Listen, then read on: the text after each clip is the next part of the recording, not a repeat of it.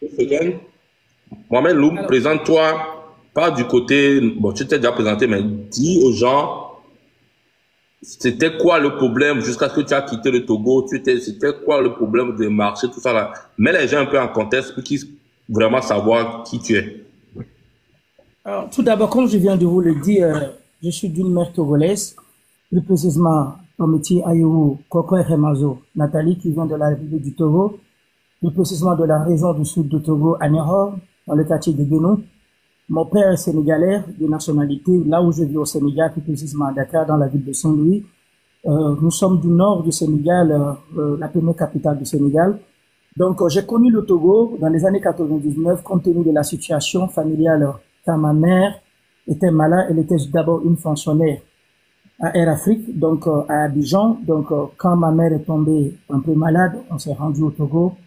Malheureusement, Dieu l'a repris vie. Donc, depuis l'instant T, j'ai essayé de me consacrer, de rester en famille maternelle, où j'ai été encadré par mes oncles maternels et mes soeurs, mes oncles et mes tantes maternelles. Voici le statu quo de la vie qui a fait que je me suis retrouvé en famille au Togo. Ça, c'est un. Deuxièmement, je suis Mohamed Loum, le petit nom qu'on m'appelle Toussaint. Je suis né le 1er novembre, génération 80. Donc, alhamdulillah, je rends grâce à Dieu. On vit bien, nous avons tous des objectifs qui vont à la compte de la gouvernance de nos pays, le Togo. Et ce qui est le plus méchant pour nous, moi j'ai répondu à l'appel politique compte tenu du programme politique que l'opposition politique en avait à l'époque, plus précisément le collectif Second le Togo, le CST qui était encadré par des hommes politiques, la société civile, des avocats à travers le monde. Le programme politique présenté à l'époque, le collectif Second le Togo, était regroupé, comme je viens de dire, par des partis politiques et de la société civile, des grands avocats qui sont à travers le monde. Donc, je participais à la République, au développement de la République, je participais à des manifestations politiques.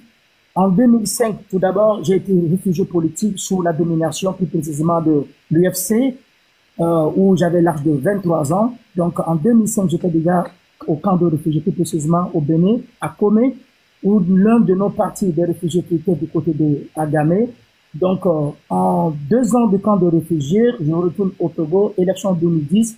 Je deviens une personnalité non grata de la politique togolaise lors des élections de 2010 où le candidat Fogna Singbe, le candidat mesquin, le candidat illégal qui a accédé au pouvoir, comme tout le monde le sait, compte tenu de l'histoire du Togo, auquel, plus précisément, Fort a brigué un mandat illégal sous la proclamation d'une institution qui devait être plus légale à la proclamation.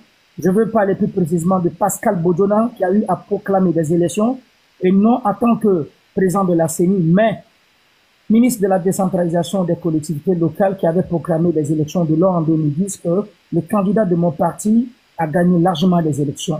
Ce qui est une aberration qui nous est pas servi de leçon et qu'on n'a pas voulu, qui a fait que je suis retourné encore en exil et par l'aide des Nations Unies auxquelles j'ai passé toute ma vie à fuir ce régime.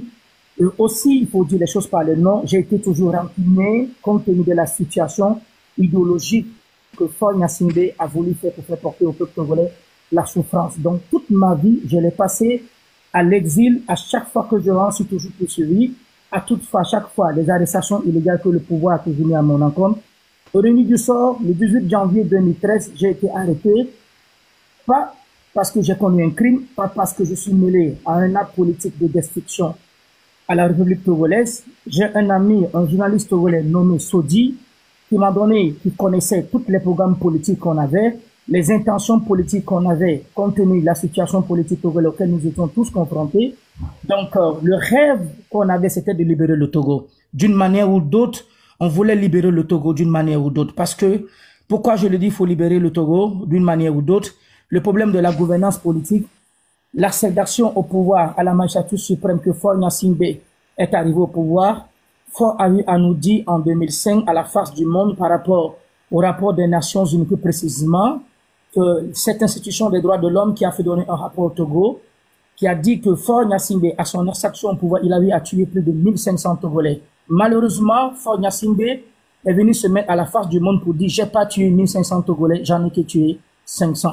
Voici ce qui est un peu une aberration sur la politique du monde, comme on peut le dire, qu'on n'a pas voulu accepter. Et depuis cela, je suis devenu un opposé régime dans l'ombre auquel on a toujours travaillé pour déstabiliser le pouvoir. Je pèse bien mes mots. Moi, j'ai toujours déstabilisé le pouvoir de l'homme Et nous avons passé par tous les moyens. Mais malheureusement, à tout moment, nous avons été trahis par des compatriotes, qu'on a des mêmes rêves, et des gens qui sont là, qui travaillent avec le régime de pouvoir en place qu'on ne savait pas. Plus précisément, comme je viens de vous dire, sur le 18 janvier 2013, j'ai été appelé par un de mes amis journalistes togolais, qui vit sur le sol togolais, qui m'a appelé, qui me connaît très bien, qui connaît mes allers-retours, mes sorties, mes entrées, qui m'appelle, qui me dit, bon, Mohamed Loum, j'ai un rendez-vous pour toi, qu'on discute.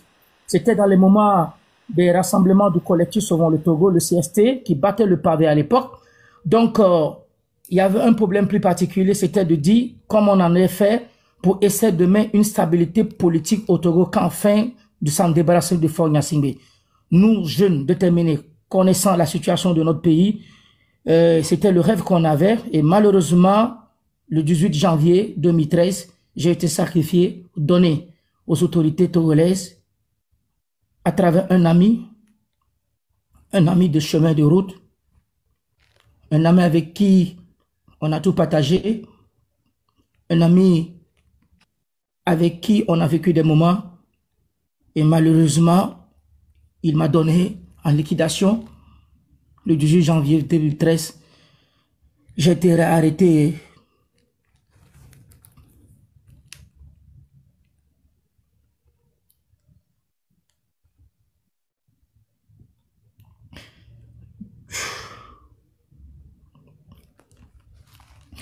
le 18 janvier 2013, j'ai été arrêté au cours d'un appel téléphonique qui m'a été donné par mon frère, Saudi, qui m'appelle, il me dit, Mohamed Loum, je suis au bar Réservoir et plage, plus précisément à la plage de Lomé, à côté de l'hôtel de la Paix, un bar qu'on appelle le Réservoir. Alors, je me suis rendu là-bas librement parce que je me reprochais de rien. J'arrive sur les lieux, le jour du 18 janvier 2013, au bar Le Réservoir, le quartier Baie-Plage. J'arrive sur les lieux. Qu'est-ce que je trouve? Le quartier de Baie-Château ce jour était déjà sous l'obscurité. Ils avaient déjà coupé le courant. J'arrive sur les lieux, je prends mon téléphone, j'appelle mon frère Saudi. Allô Saudi? Il décroche le téléphone, il me dit, Mohamed Loum, rentre dans le bar du Réservoir, je suis à l'intérieur. Je raccroche mon portable, je pénètre dans le bar et je vois un homme qui me tape par la poitrine, par le dos. Je me retourne et la personne me dit, vous êtes en état d'arrestation. Je suis en état d'arrestation. Je dis oui. Et j'ai constaté que dans le bar, tous les hommes étaient armés dans le bar, le Réservoir, le 18 janvier 2013, aux environs de 20h52. Je suis arrêté. Ça n'a pas été facile. Je me suis débattu de toutes mes forces pour m'en débarrasser. Et ceux qui étaient venus m'arrêter, il y avait le colonel Laopessi, qui était ici sur les lieux, le général Félix Katanga, le capitaine Yanani Agbenda et Akapo.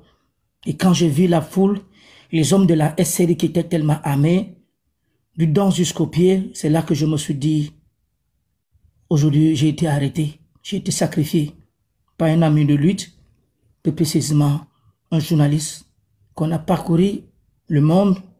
Voici tout d'abord le lieu et les motifs de mon arrestation n'ont jamais été édifiés. Donc j'ai été arrêté. Alors on m'embastit dans un monde que je ne connais pas. On m'embastit dans un monde où je ne sais pas où je suis. La voiture a roulé. Il fallait voir la capitale de Lomé. Parce que quand on m'a arrêté, il fallait voir les cargos militaires. Pas ci, pas là. Vous allez passer que c'était un terroriste qu'on avait arrêté. Vous allez imaginer, c'était un terroriste. Il fallait voir. On m'a embasté.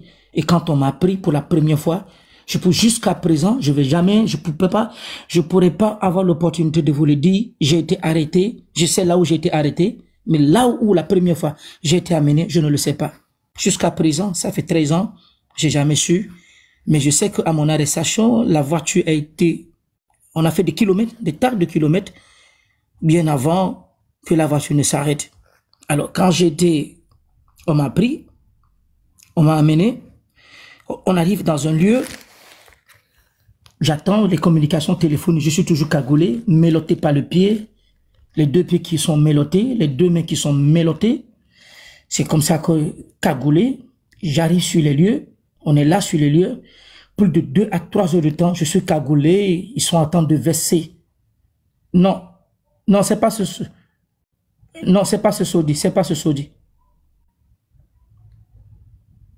Donc, je suis, non, c'est pas ce saudi, c'est pas ce saudi. Tout le monde le connaît, les Nations Unies, tout le monde le connaît. Je viens de mettre dessus ce cas, je vais vous développer. Donc, je vous dis, je suis arrêté, on m'a mis dans un endroit que je ne connais pas. Je reste là, je suis couché au sol, les deux, vous êtes arrêtés. Aujourd'hui, tu es entre nos mains, selon les propos du général Félix Katanga. Félix Katanga qui me dit, Mohamed Loum, aujourd'hui tu es entre nos mains. Je ne parle pas, je garde le silence. Et qui je vois, c'est Jibé Bahara qui sort du bureau, y compris Yakdam Khan, qui vient, Yakdam Khan qui vient et qui me donne un gifle. Yakdam Khan vient, il me donne un gifle, il me gifle, il me gifle, il me gifle, il me gifle. Je reçois des gifles, je suis là bloqué. Je ne peux pas faire quelque chose ni me débattre. Et dans la salle où j'étais arrêté, comme je vous dis, il y avait Félix Katanga, Christian Trimois, Jibé Bahara, y compris Félix Katanga, Yakdam Khan. Tous ces gens étaient sous les lieux. Les 3 capitaines de la gendarmerie, le capitaine Félix, le capitaine Yanani, Agbanda et Akakou. Et c'est de là que qu'est-ce que je reçois? Le capitaine Akakou dit, enlevez-lui les mélottes. On m'enlève les mélottes.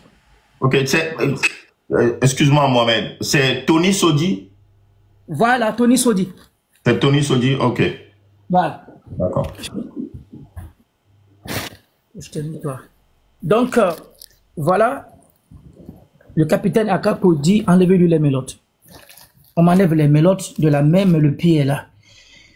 Et qu'est-ce que je vois? C'est le capitaine Akapo qui me dit, bon, Mohamed Loum, tu sais, je vais te dire quelque chose. Tu as passé tout le temps, on t'a cherché partout, tu es dans les manifestations politiques, vous essayez de dévier l'État. Il a tout dit, tous les mots, vous êtes un rebelle, vous voulez déstabiliser ce pays, il a tout dit. Et c'est de là qu'il me dit, ce soir tu verras. Jibé Bahara sort automatiquement. Il est accompagné par le ministre Christian Trimois. Il est accompagné par le procureur de la République, Blaise Essor Lizam, qui est l'actuel procureur général. Qu'il sorte. Et j'attends Félix Katanga qui dit, allez, on me remet l'autre. Il fallait y voir. J'ai été tabassé, tabassé, tabassé, tabassé, tabassé, tabassé, tabassé. Et quand on finit, je suis là pendant 2 à 3 à 4, 5 jours. On te donne de l'eau à boire, tu manges. On te donne de l'eau, tu es remelotté. Et le 5e jour, tu peux nous dire un peu comment ils t'ont tabassé, c'est quoi cette... Tu peux nous dire comment, tu te rappelles? Mohamed, est-ce que c'est lui là? non, c'est pas ce gars. C'est pas lui? Il est là. Non, non, non. Actuellement, Sodi, il a fui, il est au Gabon. D'accord. Il a fui. Non, la presse, c'est pas lui, c'est pas lui. C'est de là que, je vais beaucoup m'excuser, c'est de là que, qu'est-ce qui se passe? Quand on vous parle de torture, au fait, les gens ne comprennent pas la politique togolaise. Quand on parle de torture au Togo, vous allez beaucoup m'excuser, et M66, j'ai jamais voulu parler de cela. Mais quand tu parles, Mohamed, il faut coder les mots hein, par rapport à TikTok. D'accord? Il y a des mots que tu emploies que TikTok n'aime pas trop. Ok. D'accord. Et là que on me prend, quand on m'a pris, vous m'excusez, j'ai jamais voulu parler de cela. Je l'ai gardé toute ma vie parce que c'est un peu humiliant, c'est ridiculisant de mettre l'être humain à un dessous animal.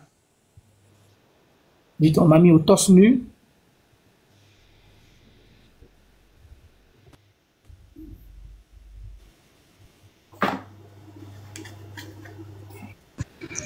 Courage, Mohamed, courage. T'inquiète pas, tous ces gens qui ont torturés, on va tous vous venger. T'inquiète pas. Faut que tes larmes deviennent un courage pour toi. C'est maintenant, mais il faut te relancer avec nous. C'est maintenant, mais il faut se joindre à tout ce mouvement-là pour libérer ce pays. T'inquiète pas. Le jour viendra, tu reviendras au Togo et nous tous, on fêtera cette libération. T'inquiète pas, mon frère. Sois courageux. C'est maintenant, mais il faut avoir le courage. T'inquiète pas. On est avec toi. Tout le peuple, tous les 8000 personnes ici sont avec toi. Vas-y. Je comprends, vous allez beaucoup m'excuser. Non, prends ton temps. On est là avec toi. Prends ton temps. On est là. On n'est pas pressé. Prends ton temps. Vous allez beaucoup m'excuser, mais...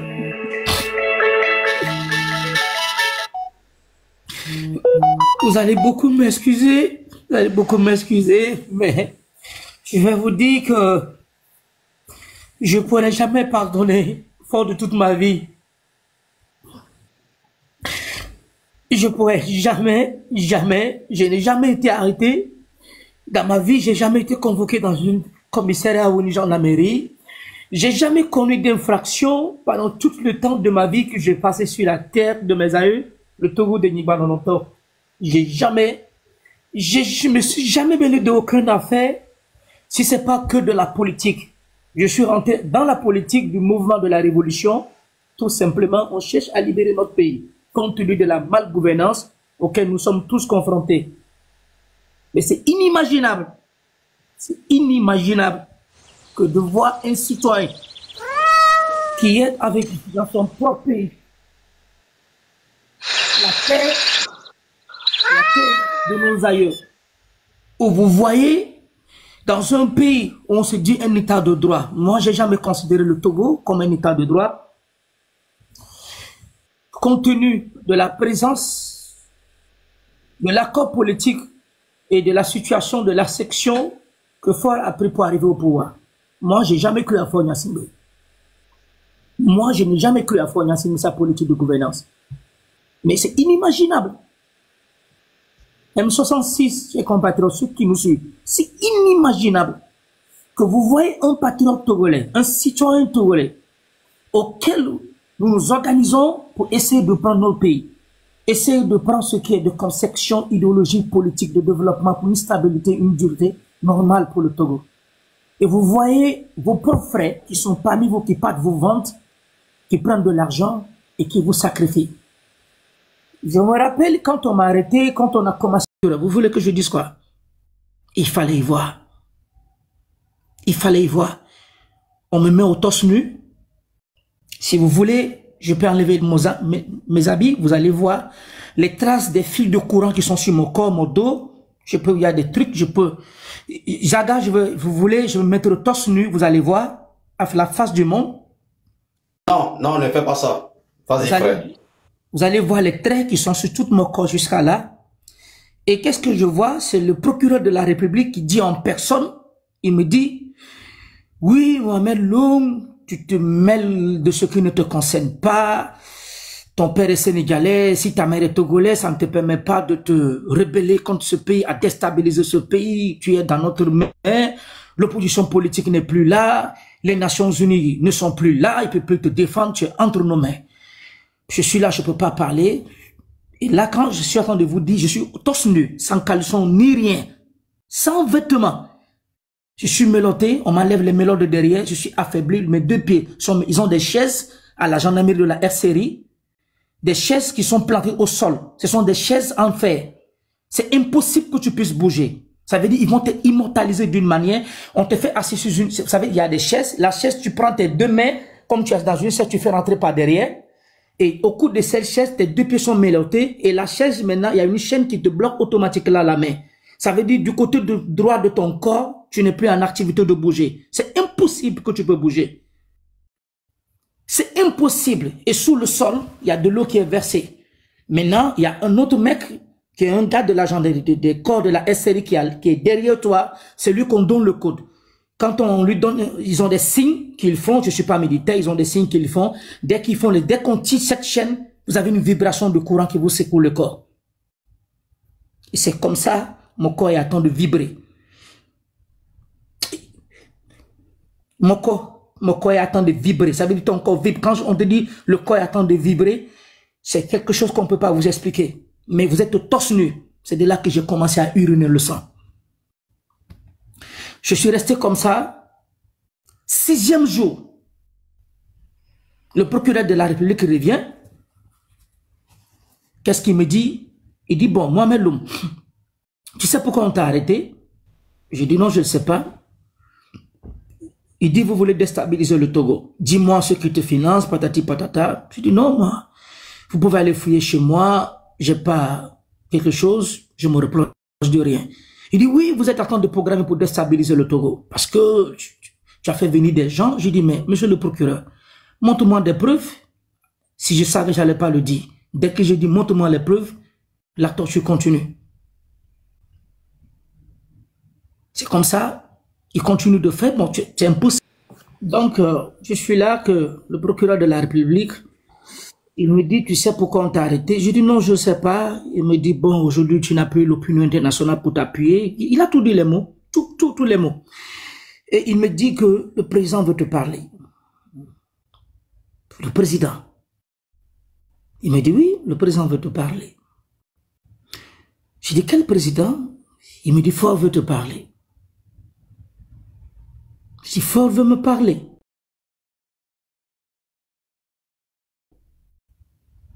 Il dit, oui, mais tout d'abord, on va t'expliquer les raisons et les causes pour lesquelles on t'a arrêté.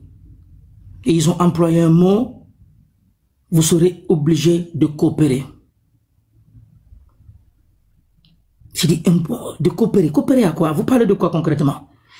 C'est de là que je vois, comme j'étais au torse nu, on me porte mes habits, on me cagoule, on me sort d'une chambre, toute l'équipe me suit, on me conduit dans une destination inconnue. Ça veut dire, je peux dire quand même, on est sorti de la capitale de Lomé. Parce qu'à chaque fois, quand on allait faire une sortie, j'étais toujours cagoulé. Mais je vois les distances, puisque je connais bien le Togo, je connais bien Lomé. La voiture a parcouru à des kilomètres. On arrive à une destination qui on voit, on m'a mis dans une chambre, c'est Barry Moussa Barké. Je vois Barry Moussa Barké qui est assis et je retrouve le procureur de la République, Blaise Paoli et Solizam qui étaient dans la salle et Félix Katanga. Et Blaise Paoli et Solizam qui est le procureur de la République qui me dit, nous avons besoin de tous les autres. Soit tu coopères, si tu ne coopères pas, personne ne viendra te sauver et personne ne saura dans quelles conditions tu es. Je dis, ah bon, coopérer de quoi? Tu vois les incendies de cette des marchés de Lomé de Kara qui se sont déroulés? J'ai dit oui. Vous êtes au courant? J'ai dit oui, comme tout Togolais, je sais ce qui s'est passé. Le procureur de la République me dit, vous allez mentir sur l'opposition politique togolaise, que ce sont eux qui ont brûlé le marché. Le procureur de la République, Blaise Paoli et Solizam, qui est l'actuel procureur général de Lomé, me dit, Mohamed Loum, vous allez accepter de collaborer à ce qu'on vous dit. Ou soit vous le faites, ou soit vous n'avez pas de défense, vous n'avez pas d'autre issue. J'ai dit, ah bon? Il me dit oui. J'ai dit, mais, il dit, il n'y a pas de mais. Le président veut te parler et tu dois accepter ce qu'on te dit, on te continue la torture. Je suis resté, pendant plus d'une 40 secondes, je ne pouvais pas y croire. C'est inimaginable qu'un procureur de la République, le secrétaire d'État, en tant que ministre, précisément Barry Moussa Barké, Félix Katanga, ces 3 hommes qui sont assis devant moi qui me disent, je dois accepter d'impliquer l'opposition politique togolaise, que ce sont eux qui ont incendié les marchés d'Adaoulato 7 de Kara et de Lomé. Oh! C'est inimaginable d'y croire. Est-ce que tu as compris? Je dis, est-ce que j'ai compris? Que voulez-vous dire par là? Mais moi, j'en sais rien de cela. Aïe, aïe, aïe, aïe, aïe, aïe, aïe. Si je savais, j'allais pas dire ce mot. Automatiquement, Barry Moussa Barké dit, occupez-vous de lui. Je sors, ils sont sortis. Félix Katanga est sorti, Blaise Paoli est sorti, Barry Moussa Barké est sorti. On reste dans le bureau. Je reste toute seule. Et je vois des hommes cagoulés, 3 hommes cagoulés. Je vois trois hommes cagoulés qui rentrent dans le bureau. ils éteignent la lumière rouge. Maintenant, ils mettent une lumière de projection. La lumière, c'est comme des terrains qu'on a dans les terrains de football. La lumière dégage une chaleur de pression tellement si forte. Mes chers, vous ne pouvez pas y supporter. Il fait tellement chaud, il y a une chaleur. Et 3 hommes qui sont cagoulés qui rentrent. Et c'est comme ça, les coups de matraque ont commencé à tomber sur mon corps. Ils me tapent sans explication. Ils m'ont tabassé. J'attends quelqu'un de l'autre qui dit, c'est bon, sortez. Et c'est de là, je me suis dit, c'est fini. Aujourd'hui, Mohamed Loum, ta vie est finie. Ta vie est finie. Alors, qu'est-ce qui se passe? On va, mais comme on dit, on va aller aux choses sérieuses. Barry Moussa Baké prend la parole, il me dit, est-ce que tu as compris ce que Blaise Paordi vient de te dire? Je dis, oui, j'ai compris. Tu vas essayer d'impliquer l'opposition politique togolaise, le collectif Sauvons le Togo, qui était composé à l'époque par Zeus Ajavon, Jean-Pierre Fabre, Claude Améganvi, tous ces hommes, Maître Pandé Adjaré, tous ces hommes qui étaient là, qui étaient du collectif. Alors, qu'est-ce qui se passe? Le président de la République maintenant entre en action. Je veux parler de Faure Gnassingbé. Faure, c'est Mohamed Loum. Faure, c'est Mohamed Loum. Je suis là. Faure Gnassingbé prend le téléphone. Il appelle. Je ne vous dis pas que j'aurais attendu ou j'aurais appris. Je parle du vécu. Le procureur de la République prend son portable. Le portable sonne. Avant de décocher le portable, il me dit, Mohamed Loum, le président de la République est au téléphone et tu dois l'écouter. Il me dit, Faure est au téléphone, Faure que tu détestes autant, aujourd'hui il est là, tu dois l'écouter. J'ai dit, ok, il n'y a pas de problème. On décoche le téléphone, il met sur mes lips. Ils discutent, après ils rentrent ensemble, Barry Moussa Baké est assis, Félix Katanga est là, et on met la paix sur mes lips. Et Faure attend de dire, j'écoute, il dit, bon, écoute-moi très bien. Toi, je ne vais pas aller par 2 chemins. Ce que le procureur t'a dit, ce que Barry Moussa Baké t'a dit, est-ce que tu as bien compris? Je dis, comme quoi? Il me dit, mais vous ne l'avez pas parlé? Et c'est Blaise Paordi qui dit, oui, on l'a dit, en tremblant, on l'a dit. Mais dis ce qu'on t'a dit, et c'est là, il me dit, je dis, Excellence, Blaise Paordi m'a fait savoir de mentir sur l'opposition politique togolaise. Il me dit, non, on ne dit pas de mentir. Ce n'est pas une mensonge. Nous, on ne ment pas. C'est vous qui mentez. Tu dois impliquer l'opposition politique togolaise. Je dis, ok, impliquer l'opposition politique togolaise, que ce sont eux qui ont brûlé les marchés 7 de Lomé et d'Adaolato. Mes chers frères, j'avais pas le choix. J'avais pas le choix. Pas de famille, ni même le lieu de détention là où je me trouve, qu'il connaît, qu'il ne connaît pas, j'avais pas le choix. On me prend, 3 jours plus tard, on me recopie comme une leçon.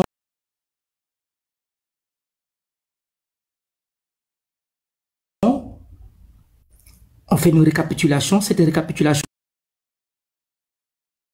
a été faite par le procureur Blaise Paordi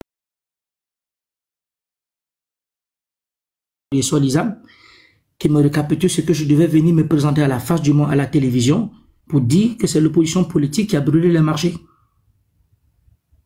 Et c'était pour la première fois dans ma vie à la face du monde, sur l'autorisation de Faure et Sozinam Gnassingbé, sur l'autorisation du procureur de la République Blaise Paordi et Solizam, sur l'autorisation de Massina Yotrofei, du colonel Yaokwesi, Félix Katanga, Barry Moussa Baké, le capitaine Agbenda, le capitaine Akapo, le capitaine Yanani, dans le bureau. Je me suis préparé, je dis, à partir d'aujourd'hui, mon destin change. Je suis là 3 jours, chaque matin, ils viennent maintenant, ils m'amènent à manger, et ils continuent, ils me disent, le procureur vient chaque matin, il me dit, maintenant, c'est bon, parce que j'étais un peu faible, je portais des couches. Parce que j'étais malade, je ne pouvais pas me faire soigner ma famille, personne ne savait où j'étais. Donc, j'ai uriné, on m'a fait chercher un médecin pour essayer de calmer la douleur, me donner des antibiotiques.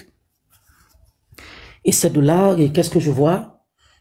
Le 3e jour, le procureur de la République fait venir la télévision TVT, d'abord à la détention là où je me trouvais, pour essayer de faire les caméras qui sont plantées, comment je vais essayer de fabriquer le montage que Faure Gnassingbé m'a demandé de le faire à sa façon et non à ma manière. Je me présente à la face du monde, on fait comme on fait mon film de casting, on fait un premier casting mensonger, et je me présente à la face du monde. Un matin, on me prend, on me transporte. C'est le jour que je suis que maintenant je suis à la gendarmerie de la BCAO, que je connais bien à Décon, à l'état-major de la gendarmerie. On m'amène là, on me présente à la face du monde, et on me dit, avant de descendre de la voiture, j'étais escorté par le colonel Naokossi, Félix Katanga.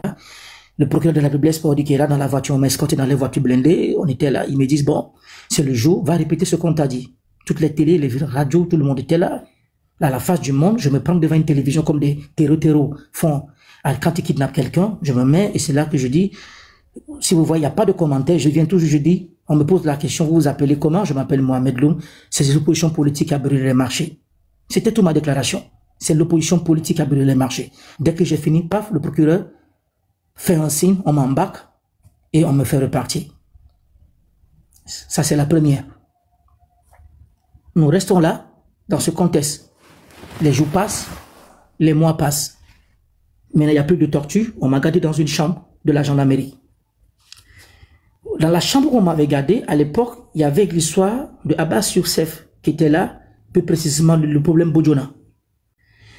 Et là où je l'audais, c'était avec Loïc plus Jean Le Floch, qui n'est plus de ce monde, il y a 72 heures de cela. Mon compagnon, Loïc, Clémentine, Pascaline, ses enfants, moi-même, je vous salue. On est devenu une famille du monde pénitentiaire. On a gardé de très bonnes relations. Loïc plus Jean Le Floch, on est restés ensemble à la gendarmerie. Je suis resté avec Loïc plus Jean Le Floch. J'ai passé au moins 3 semaines. On a passé 3 semaines. Il y avait Loïc plus Jean, il y avait Chala Babek. Soit Agba Bertin, qui était avec nous. On est tous restés ensemble. Moi, Agba Bertin, le plus Jean Le Floch. Un matin, c'est de là qu'on vient me dire, le procureur me dit, viens, on va partir. Le procureur me prend, je suis cagoulé, on m'envoie dans un endroit, et le procureur me dit, tu dois raconter tout à l'heure quelqu'un. Je vais raconter quelqu'un. Je dis oui. C'est de là qu'on fait, le président de la République, Faure, me fait, j'ai eu un passeport diplomatique. On me fait un passeport diplomatique qui était conçu. On m'a ouvert un compte qui était en Malaisie. Il y a eu de l'argent, tout était fait à mon nom. Et qu'est-ce qu'il me demande? Il me dit, tu dois raconter le président. Tu as reçu le premier coup. Il y a un deuxième coup. J'ai dit, ok, donc dans 2 heures, tu dois revenir. Qu'ils vont revenir plus tôt. Je reste sur les lieux. Et le plus Jean que Le Floch me demande, je viens, je lui dis, il me dit, fiston. Je dis, Loïc, ça va? Je dis, oui. Il me dit, qu'est-ce qui se passe? J'ai dit, non, que je vais quitter l'endroit là où je suis. Il dit, quoi? Qu'est-ce qu'on t'a dit? Comme je viens de vous le dire, je l'ai répété. Il dit, dans 2 heures, ils viennent me chercher. Même pas 2 heures de temps. Ils ont 40 minutes, on vient me chercher. C'était la première fois de ma vie. C'était la première fois. Je ne vous dis pas qu'on m'a dit, j'aurais appris si je n'ai pas du vécu, que je raconte Faure Gnassingbé vis-à-vis. Il y avait Faure, Barry Moussa Baké, Félix Katanga, où Faure m'a remis le compte où on m'avait donné, l'argent et tout en possession. Il me dit, il y aura des confrontations politiques qui doivent être organisées. Écoute-moi bien, Mohamed Loum. Il y aura des confrontations politiques qui seront organisées. Et ces confrontations politiques, tu n'as que droit à dire un seul mot. Oui ou non. Et nous, c'est juste oui. Ce sont eux qui ont fait oui, on les embarque. Mais premièrement, je veux que tu puisses impliquer Pascal Bodjona dans l'histoire des affaires des incendies, des marchés de Lomé et de Kara. Oh! Oh! C'était inimaginable de croire. Nous allons t'amener chez Pascal Bodona, là où il se trouve. Tu vas plus rester avec Agba, et y compris Louis Jean Blefort. Nous allons t'amener chez Pascal Bodona. Dans le même logement vous serez, tu passeras quelques jours après, et nous viendrons, vous aurez une confrontation. Qu'est-ce que je peux dire? Je n'ai pas le choix. Je dis ok. On m'amène dans la résidence de Pascal Bodona. Pascal Bodona, c'est ton frère Mohamed Loum. Pascal, Zaina, c'est votre frère de lutte. Pascal Bodona, je ne te connaissais pas avant. Je te voyais tout juste à la télévision. Mais à un moment de la vie, on a fini par se raconter. Dans les moments les plus difficiles. Pascal, c'est ton frère Mohamed Loum. Pascal, Loïc Jean Le Floch n'est plus. Je ne sais pas si tu es au courant, tu seras au courant, parce qu'on est une famille. On est une famille du monde pénitentiaire, du monde de la torture, du monde du crime organisé, du monde du traitement inhumain que Fort Gnassingbé nous a fait affliger. Pascal Bodona. Pascal, Soagba Bertin n'est plus là. Lui, il vient de partir. Il reste que toi et moi. Tu sais, Pascal, excuse-moi de te le dire, Pascal. Pascal, retiens-le très bien. Écoute-moi très bien. Parce que je n'ai rien contre toi. Et maintenant, j'ai la haine contre toi. Je ne veux pas te mentir sans hypocrisie. Pascal Bodona, on vient de loin. Pascal Bodona, on vient de loin. Pascal Bodona. Pascal Bodona, on vient de loin. On vient tout de loin. Pascal, on vient de loin. Pascal, on vient de loin. Là où on vient, tu sais de quoi je parle. On vient de loin. Zaina Bodona, on vient de loin. On vient trop de loin. Pascal Bodona, tu ne pourras jamais aujourd'hui dire à la face du monde que tu pourras y croire que toi tu seras en vie. Tu pourras jamais, jamais, jamais dire aujourd'hui à la face du monde que moi je croyais qu'un jour, à un moment de la vie, moi je pouvais retrouver ma liberté. Pascal, tu sais de quoi je parle. Je suis pas en train de mentir parce que moi j'ai l'habitude de dire, j'aime pas parler des gens qui sont morts. Je parle des vivants parce que un mort ne parle pas. Zaina Bodona, aujourd'hui, Louis Jean n'est plus là. Soagba Bertin n'est plus là. Pascal, je ne crois pas. C'est inimaginable. C'est impensable que tu oses à midi un matin. Notre dernier raconte, c'était à Accra. Toi et moi. À la présidente Nana Akufo, on était tous là ensemble. À la fac du monde. Pascal Bodona, on a tous souffert. Toutes les humiliations, toutes les ridicules, Pascal. On a souffert ensemble. On a vécu du monde. Je me rappelle à un moment de la vie, lorsque Loïc Jean Le Floch, quand on lui disait, essaye d'impliquer, si tu veux avoir ta liberté, essaye d'impliquer Pascal Bodona et tu retournes en France. Loïc Jean Le Floch a refusé. Et qui venait le dire? C'était Blaise Paordi et Solizam. C'était Blaise Paordi, le procureur de la République, qui venait le dire à chaque fois. Si tu veux ta liberté retourner en France, être libre, tu dois impliquer Pascal Bodona, qui est au courant de cette affaire Abbas Youssef. Et je voyais mon frère, il est toujours calme, il n'est pas bavard. Je parle de Soagba Bertin qui était toujours dans son coin. Quand le procureur vient l'influencer, il était là toujours serein. Le procureur lui dit, si tu veux avoir ta liberté, de la même chose. Et Soagba Bertin n'a jamais voulu. Soagba Bertin, il pouvait l'avoir, il avait tout, richesse, tout.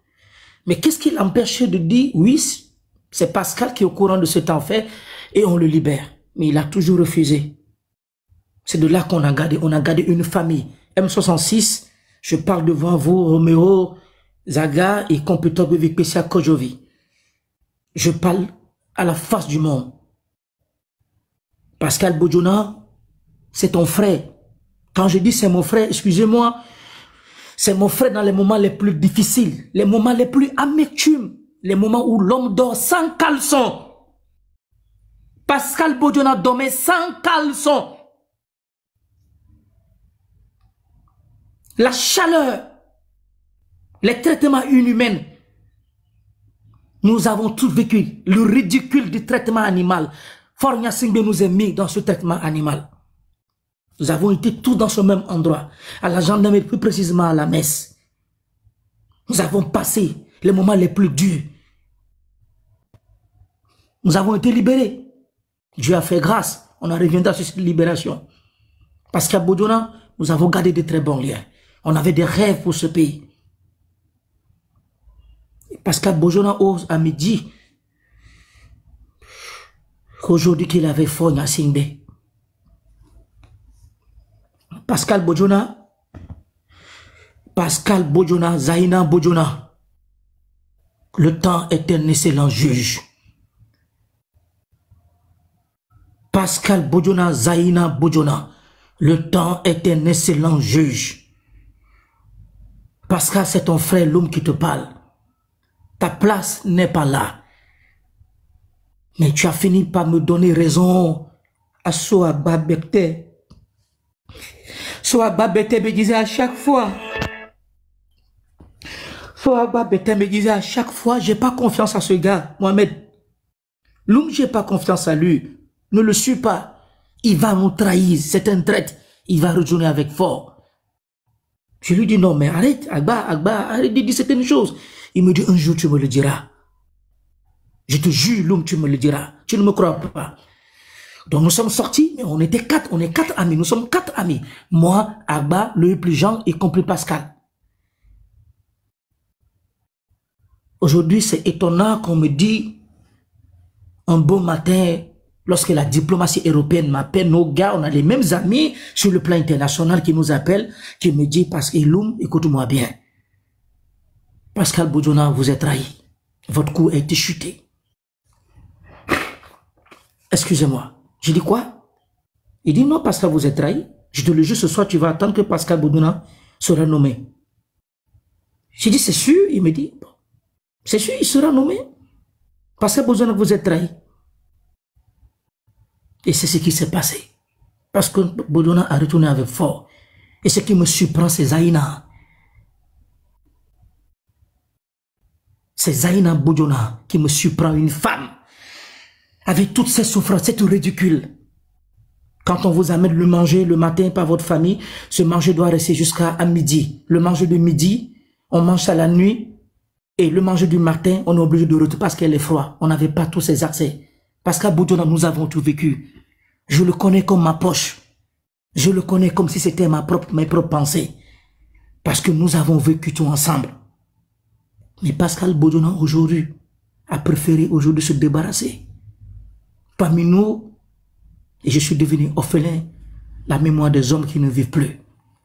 Je vais profiter le M66 pour vous dire merci. Rendre un grand hommage à un grand homme de l'histoire, qui avait un rêve pour ce pays, qui me disait que je veux que ce pays change avant que je quitte un monde un jour. Il n'est plus de ce bas monde, il est de l'au-delà. Loïc Plijean vient de partir. Soagba Bertin, tu resteras toujours ce frère, cet ami, ce grand frère, c'est tout ce qu'on a partagé. J'ai négligé à tes paroles, je t'ai pas cru quand tu me disais que Pascal allait nous trahir. Aujourd'hui, je suis toute seule. Loïc, Pascaline, Robin, je vous salue tous, c'est votre frère. Depuis Dakar, Sénégal, on est toujours en contact, on se discute, on parle. Je vous aime, que la terre de papa se repose bien. C'est la vie, je suis encore vivant. Je tiens la route, je ne baisse pas les bras. Je continuerai toujours à faire ce qui est de meilleur pour le Togo. On vit. Agba Bertin, je t'aime bien. Marguerite, ses enfants, vous tous, vous êtes. Je vous aime bien. Courage à nous. Refait Mohamed Loum, je vous aime. Pascal Bodiona, la guerre est lancée.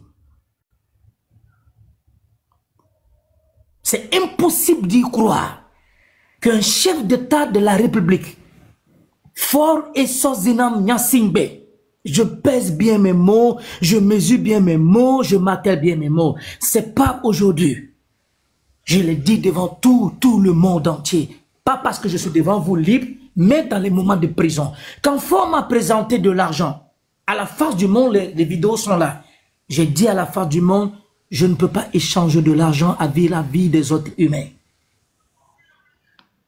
Mes chers compatriotes, les vidéos sont là. Je ne parle pas parce que aujourd'hui Mohamed Lou n'est pas aussi. Il est là, il est au Sénégal. Non. Moi, je vis à Dakar. Faure, c'est là où j'habite. Celui qui me cherche, vous avez votre famille. Je suis à Dakar. Je vous donne, vous avez mon contact. Je suis à 150 mètres de la présidence de Dakar, à la rue Saint-Michel-Bordeaux. Plus précisément, dans la résidence Mamadou Lamine Lô. Je ne me cache pas. Parce que je suis enragé contre un imbécile. Un homme qui est méchant, qui est mauvais. Faure, vous ne le connaissez pas. Vous ne connaissez pas l'homme qu'on appelle Faure.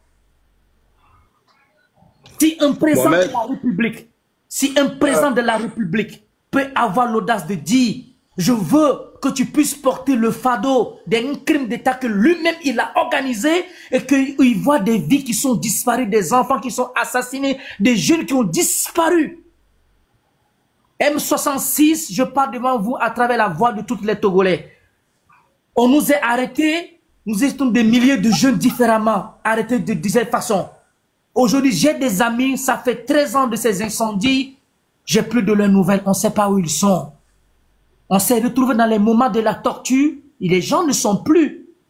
Aujourd'hui, j'ai maman Agbédié, maman Florence, à Ebe, Kamalodo, qui vit aujourd'hui. Son fils, c'est mon ami, Gilbert. Gilbert a peu d'eau. Je l'ai retrouvé à la gendarmerie de même condition que notre compatriote de lui, plus précisément Etienne Yakanou, de l'ANC, qui était assassiné. Mais c'est étonnant de voir un chef de l'État organiser un crime contre sa propre population, où des magistrats d'État ont contribué, des militaires de haut grade, de haut niveau ont contribué à la déstabilisation d'un État. Moi, j'ai pas peur de mourir. Faure, tu sais, moi, je ne peux plus rien. Moi, je n'ai plus rien à perdre. C'est fini. La politique togolaise m'a fait tout. On a donné tout à ce pays pour que ce pays change. Les trahisons se sont faites de jour en jour. Maintenant, moi, j'ai plus d'autres choses à craindre pour ce pays. Faure, tu sais où là je suis. Si tu veux m'abattre, viens au Sénégal. Moi, je te demande juste une chose. J'ai une seule chose que je te demande depuis 13 à 14 ans. Tu le sais, le monde le sait. Faure, Mohamed Loum est disponible. Je parle devant toutes les Togolais. Tu lances des mandats d'arrêt contre des gens qui n'ont aucune situation statistique politique de gouvernance dans le pays. Ils sont ceux qui sont devant moi. À la face du monde devant nous. Le M66. Faure Gnassingbé, moi je te l'ai dit. Lorsque tu as arrêté Félix Katanga, la lettre est là. Le journal Le Monde, tout le monde est là. J'ai écrit à François Hollande pour lui dire, et c'est le devoir, Macron, de lui dire, c'est l'occasion, puisque aujourd'hui que Félix Katanga est arrêté, c'est l'occasion que le match se fait qu'enfin, que la jurisprudence du monde soit établie à la face du monde qui sont ceux qui ont brûlé les marchés du 7 de Lomé de Kara. Faure, c'est pas qu'à brûler les marchés. Je parle pas parce qu'aujourd'hui je suis libre, je suis libéré, je suis à quelque part, pourquoi je parle? Faure, tu es le commanditaire. Félix Katanga, aujourd'hui, il est là. Mais ce qui me surprend, M66, je voulais rendre un grand hommage à un grand homme de l'appareil judiciaire. Un grand homme, un grand monsieur, qui n'a jamais accepté que Faure Gnassingbé lui mette la pression. Quelle qu'en soit la pression, quel qu'en soit tout ce qu'on pouvait y faire, il n'a jamais cédé. C'est le procureur général, l'ex-procureur général, Gnambi Gaba. Mon frère, Gnambi, c'est Mohamed Loum.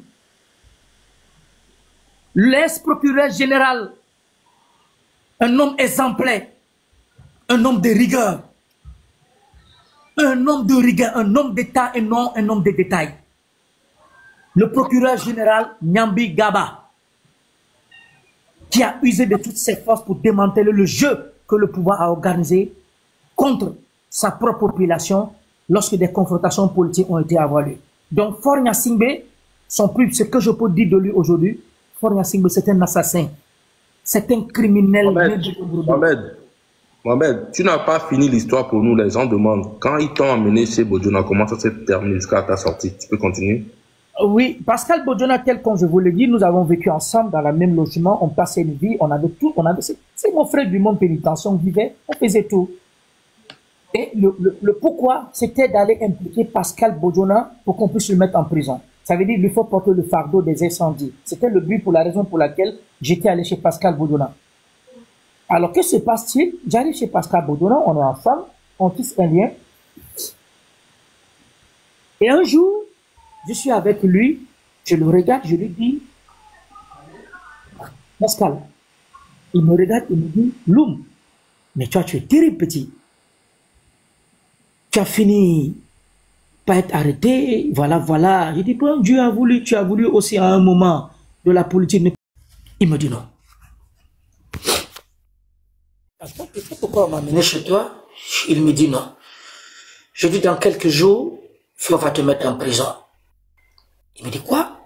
J'ai dit oui, j'ai été amené chez toi parce que Forniassi m'a demandé d'être impliqué dans l'histoire des affaires des incendies de Lomé de Marché et de Cara pour que je puisse avoir la liberté et me protéger sur le plan diplomatique international. Mais j'ai pas le choix, je dois te dire la vérité. Qu'est-ce qu'on peut faire, Pascal? Pascal m'a regardé droit dans les yeux et il est tombé au sol.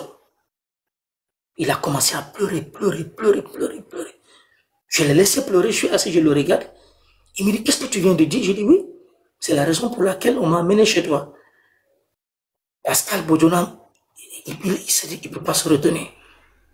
On reste là, lui et moi, on se calme, je lui dis, dans 2 jours, le procureur, le gouvernement ont pris des décisions que j'aurai des confrontations judiciaires, auxquelles toi et moi aussi, au cours de cette confrontation, tu iras en prison. Moi, j'ai juste à dire oui, à accepter la proposition de Fogna.